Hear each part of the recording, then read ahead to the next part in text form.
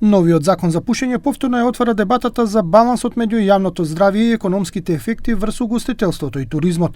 Синдикатот на работниците од угостителството и туризмот СУТКОС најавува забелешки на предложените измени, но не се против законот. Сакаат да спречат дополнително намалување на веќе дефицитарниот кадар во секторот.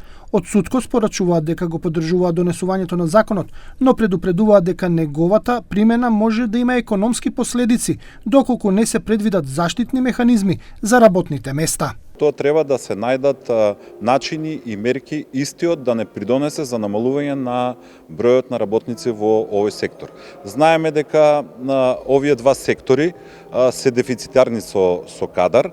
Покрај ниските плати, дел од работниците не заминуваат во странство, така да сметаме дека и ова ќе биде еден вид на мал удар за исто така намалување на бројот на работници во овие два сектори. Според синдикатот, угостителството и туризмот и сега се соочуваат со недостиг на работна сила. Дел од работниците заминуваат во странство поради ниските плати, а секоја дополнителна рестрикција што би влијаела на прометот на објектите може да значи и нов удар врз вработеноста.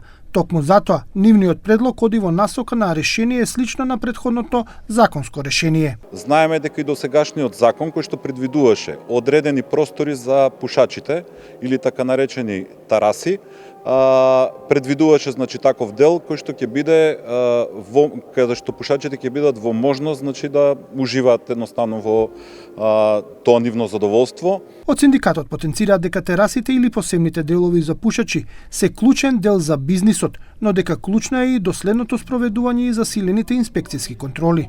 Пораката на синдикатот е поддршка на законот кој ќе го штити јавното здравје, но со внимателно дизајнирани решенија што нема да предизвикаат дополнителен одлив на кадар и затворање работни места во секторот кој онака се соочува со сериозни предизвици.